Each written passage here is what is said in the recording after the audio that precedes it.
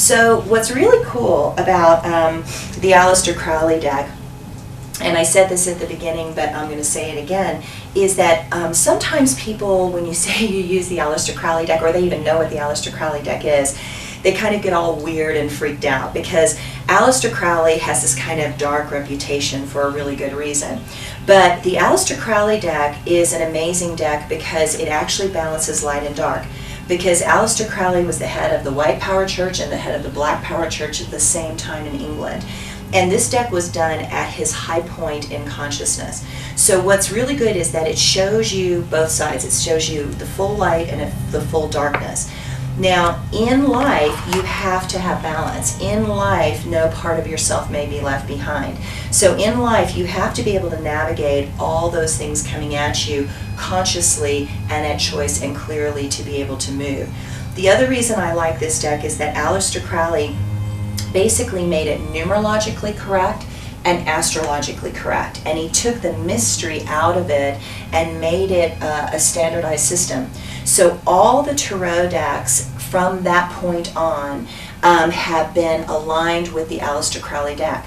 So if you actually look at the cards, any other deck, if you look at any other modern deck, you're going to notice that it's based on this system. So why this system is good to learn is that once you learn this system, you can translate it to almost any deck. Okay, and that's going to make it a whole bunch easier to understand any other deck, okay, because you're going to understand, like, oh, they're all based on this particular sequence and system. The other reason I love this deck is that it was designed by a woman named Lady Frida Harris, and Lady Frida Harris was an amazing woman. So this was a woman who, she was married to a lieutenant colonel person and was very successful in her own right. She was an amazing painter. These are huge paintings in a museum.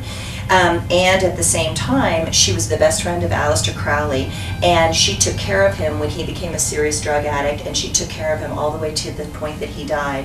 In the process of that, she lost her money, walked away from England, and went to India and became a Buddhist nun. So she has her own amazing spiritual journey, and this was a woman of incredible consciousness and clarity at a time when women were really suppressed.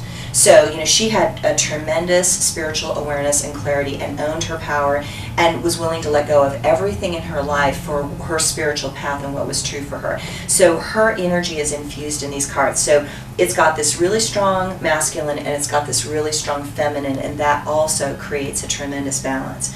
But you will find people that when you use this deck, they're going to be like, oh, that's the scary deck, or that's, you know, the Thoth deck, or that's the witch deck, or whatever they'll call it. And oftentimes they actually don't know what it really is. They have a judgment on it. And what's cool is, because I know this deck, I can put this deck to the side and I'll say, pick any of the decks on my desk, and I'll use any of the other decks if you want. And I can use any of the other decks because I understand this deck. Okay, so this will give you this incredible base to kind of work with. So one of the things that I wanted to start with about tarot, because people have this oogie boogie kind of concern about the tarot. It's like, oh, it's evil, it's bad, it's this, it's that. What is amazing is really the history, and when people get scared about the tarot, they actually don't know the history of the tarot. So one of the versions of the tarot is that the Knights of Templar went to Israel during the Crusades, and they came across a book that had survived the Alexandrian fire. It was a scroll, and it was from the Library of Alexandria. It was burned on the edges, it was crisp, and when they unrolled it, it was a book of angels, and it was a sequence of all the different angels. And they knew that if they brought this book, which was incredibly fragile, probably not going to make it anyway, if they brought this book back to Europe, they might be considered heretics, because the Knights Templar, again, were Cathars. And the Cathars believed that Christ was sexual and married to Mary Magdalene. But they had kept it kind of underground a little bit, and so they, you know, already were a little bit on the edge of the Pope and the Catholic Church to start with. And they knew if they brought that back, it, you know, might make it even worse for them. So what they decided to do was to take this book, which they thought was an incredible book, and turn it into a deck of cards. So they took the sequences, like the whole major arcana was the journey of the pathway of consciousness, and that there are angels that are in charge of those specific pathways. So each of the major arcana is an angel that is in charge of that specific pathway of consciousness.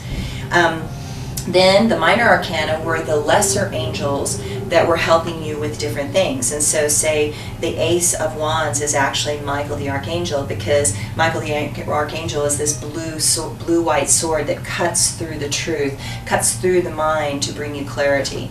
And so that's Michael's job. And so you're going to notice that there are archangels that are associated with some of these cards, but there are archangels as archetypes for all of them, okay? So then what they did was they had this deck, and they went back to England, and then when they went back to England, the church realized that the Knights Templar, who they had just decorated, believed that Christ was sexual and married to Mary Magdalene and had had a child. And the Pope actually decided to torture and kill the knights that he had just decorated. And the church documents that survive record that even under torture, none of the Knights Templar ever recounted their belief that Christ was sexual and married to Mary Magdalene. And that's actually a church document. It's actually in the records that a lot of things were destroyed, but that wasn't destroyed, which is pretty amazing, okay? So then what the Cathars did was they went underground, and the Tarot went underground with them. So what you find, and again, in all the incredible books that are out there right now, you find that there were certain amazing artists that put Cathar symbols in the clothing and the fabrics in the background of famous paintings. And what happened was symbolism became the methodology of recognizing each other. So what happened was that Knights Templar would actually pass cards to each other. And these cards were the Tarot cards. And they were, it was a message. It was actually a message. So the Tarot became part of the underground newspaper of the day.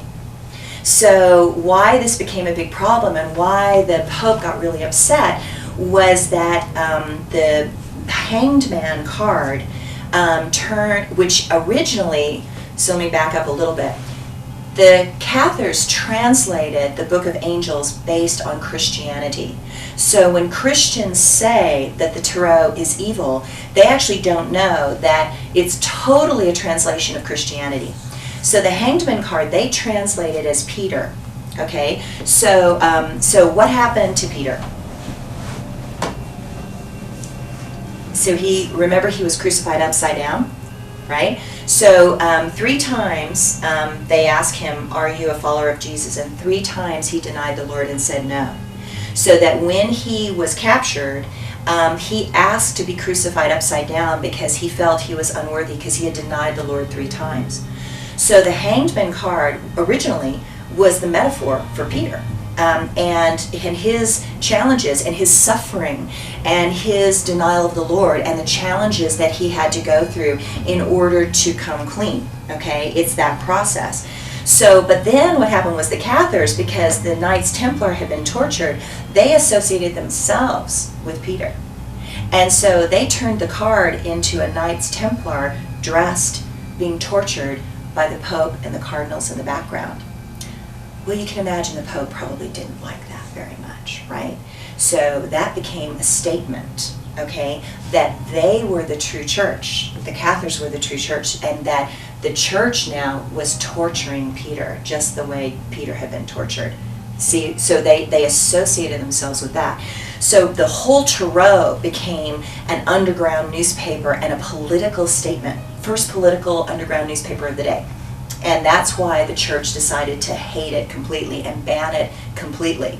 So, but what you have to understand is all of these symbols are Christian symbols and metaphors mixed with Egyptian symbols and metaphors, which again goes into Christianity. So if you've done any studies about Egyptian mythology, Sumerian mythology, Jewish mythology at that time, they all overlap. Okay, so what's amazing about Christianity is the most inclusive, overlapping archetype of any religion. So, Jesus went to India and he studied all these different things for 30 years. Like, he was gone for a long time, right? Wandering around India. And there's documents of him wandering around India. There are stone tablets that are written in buildings that he was there, okay? So, as a result, He did all this extensive study. So Christianity is a blend of all the great religions of that time. It's actually a synthesis, which is why it's so popular. It's a synthesis of all of them. And that's what the Tarot is too. So when Christians say the Tarot is bad, they actually don't know even what the Tarot is. They're too scared to look at it because the Catholic Church so said it's bad, it's evil, it's bad, it's evil, it's bad, it's evil. But they're basically saying their own system is evil. That's the big joke, because it's based on total Christian symbols, Egyptian symbols, Sumerian symbols, and Jewish symbols, which are the basis of Christianity anyway. Okay? So what we're going to do is we're going to start with the major arcana, and we're going to kind of go through this a step at a time slowly. So what I want you to do is I want you to grab your major arcana cards for a second, which is going to be the one that starts with the Fool. Okay. Could I get a deck? Right there. You have one right there, Right down by your and it's feet. right by you, and the Fool is right there on top, so you can just grab that whole thing right there. Okay, so again, you're going to notice that there's a whole bunch of cards here, and all of these cards are associated with planets and astrological signs. So what you're going to find is that there's 12 planets and there's 12 signs. So there's 22 cards altogether. Now, again, what Aleister Crowley did is that you're going to notice after the Fool card, there are 3 Magus cards. And you're going to see it at the bottom. It says Magus, Magus, Magus. Now, Lady Frida Harris made 3 of these. And one of the things that this deck has is sometimes you'll only see one. And the blue box deck actually has 3 of them, and I want you to use all 3 of them. So if you go to buy another deck, you want the blue box because it's got the 3 Maguses in it, and it's important to remember that. If you end up with a deck that only has 1 Magus, then you're going to have to translate these other 2 cards inclusive in this 1 card. Okay, but I've actually separated them out into different symbols, okay? But what this does is it makes it balanced. So it makes it astrologically balanced with the planets and the signs. So each one of you is going to be associated with a sign and a planet. And as you go through this, you're going to find this as we go through. But let's just start and go through it simply at first. When you're looking at cards, the very first thing you want to do is look at the colors.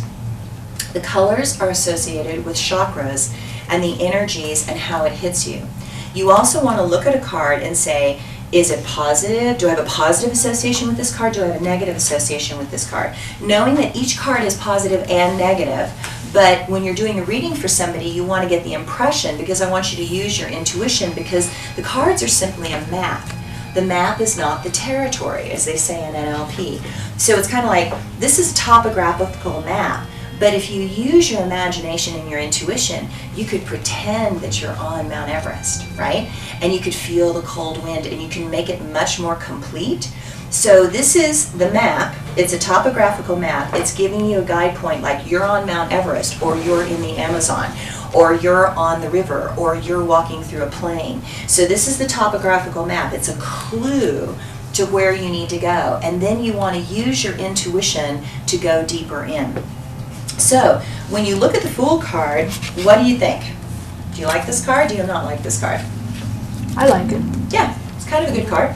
It's kind of a happy card. So, what you want to do is you look at this. Yeah, exactly. So, yeah, exactly. So, what's the dominant color here? Orange. The greens and the oranges. So, what chakras are those? Green is heart chakra, and orange is second chakra. Second chakra represents life force energy, and so it's where you experience joy. So a lot of people have this like scary association with the second chakra because it's related to sexuality, but sexuality is where you experience joy. And you can move sexual energy as just joy. It doesn't have to have a sexual quality, but you know kids when they're playing, they're just like wild, and they're running a ton of energy and excitement and everything like that. And that's sexual energy. I mean, they're like full of life force energy, okay? As we get older, we kind of learn to contain that or suppress that or anything, but the Fool card is perfectly named because when kids are being silly and wild, they're kind of being foolish and crazy. I mean, I remember those days where my father was like, I'm going to stop this car if you guys don't stop laughing, right? You know, because it's just kind of that out of control energy. So the Fool card has all that sexual energy, life force energy mixed with heart energy, because when we were being crazy in the car, we were being loving, we were being silly, we were just being wild and crazy at the same time. And so it's both of those chakras working together, which is a beautiful thing.